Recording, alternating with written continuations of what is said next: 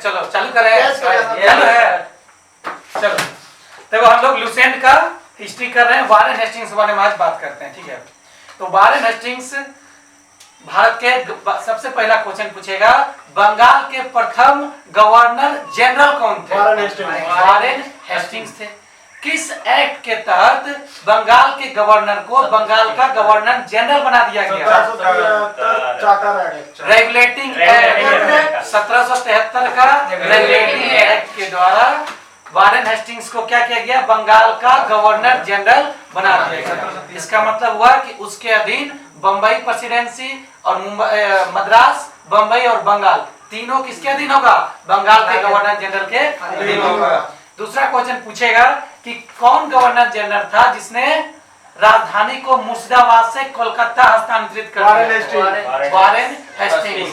राजधानी को मुर्शिदाबाद से कोलकाता कौन लाया? Warren Hastings. इजारेदारी व्यवस्था की शुरुआत किसने करा? Warren Hastings. इजारेदारी व्यवस्था क्या था? 5 साल के लिए दे दिया जाता था ठेका पे जमीन। तो इजारेदारी व्यवस्था की शुरुआत किसने किया था? वारेन हेस्टिंग्स ने किया था। वारेन हेस्टिंग्स ने फौजदारी अदालत और दीवानी अदालत प्रत्येक जिला में स्थापित किया था, ठीक है, याद रखना। चलो अगला क्वेश्चन है, भारत में मुस्लिम शिक्षा के विकास के लिए प्रथम मदरसा किसने स्थापित किया? Warren Hastings. कब? 1781 में। 1781 में प्रथम मुस्लिम मदरसा की स्थापना किसके द्वारा किया गया? Warren Hastings. संस्कृत कॉलेज की स्थापना कौन किया था? जोनाथन डक्कन। और उसमें गवर्नर जनरल कौन थे? वारेन हेस्टिंग्स थे, ठीक है। गीता के अनुवाद अंग्रेजी में किसने किया था? William Wilkinson. किसने किया था? William Wilkinson. वो भी किसका समय था? वारेन हेस्टिंग्स का ही समय था, ठीक है। इसी के समय में एशियाटिक सोसाइटी की स्थापना बंगाल में की गई। किसके नेतृत्व में की गई? वारेन हेस्टिंग्स गवर्नर जनरल था और किसके नेतृत्व में किया गया? विलियम जॉन्स के नेतृत्व में एशियाटिक सोसाइटी की स्थापना की। कब? 1784 में, ठीक है। इसी के शासनकाल में 1780 में भारत का पहला समाचार पत्र क्या नाम था? किसने? James Hickey. जेम्स अगस्ते हिक्की ने बंगाल गजट नामक पहली अंग्रेजी समाचार पत्र प्रकाशित किया था, ठीक है। कोलकाता में उच्चतम न्यायालय की स्थापना कब की गई थी? कोलकाता में उच्चतम न्यायालय की स्थापना 1774 में किया गया था। उसके प्रथम न्यायाधीश कौन थे? इम्पे। चलिए, इसी के काल में बोर्ड ऑफ रेवेन्यू की स्थापना किस गवर्नर जनरल के काल में किया गया था?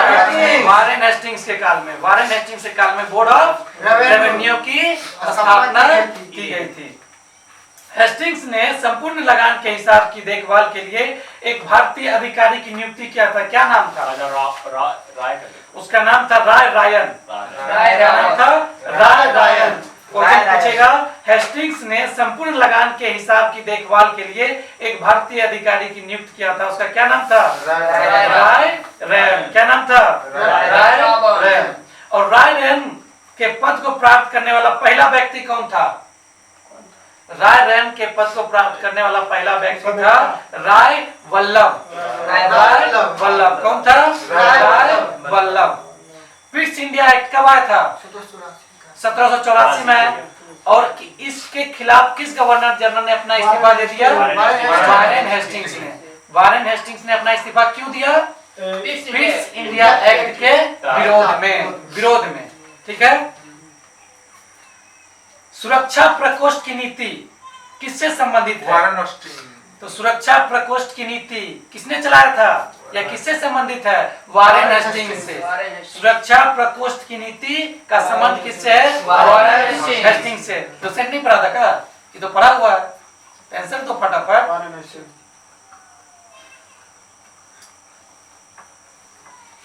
इसके बाद गवर्नर जनरल कौन बनेंगे? Sir John Macpherson.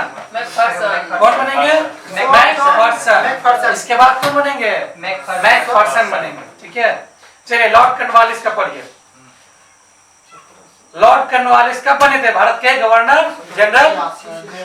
भारत के नहीं, मतलब बंगाल के गवर्नर जनरल लॉर्ड कॉर्नवालिस कब बने? 1786। कब तक रहे?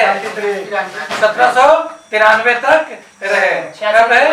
1793 में। भारतीय प्रशासनिक सेवा का जनक किसे माना जाता है?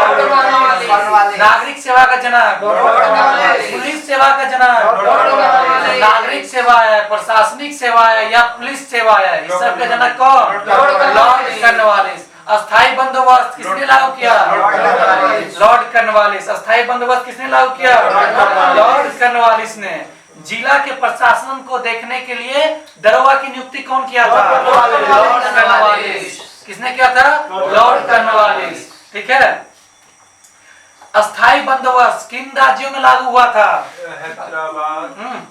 बंगाल, बिहार, उड़ीसा और मद्रास के उत्तरी क्षेत्र में।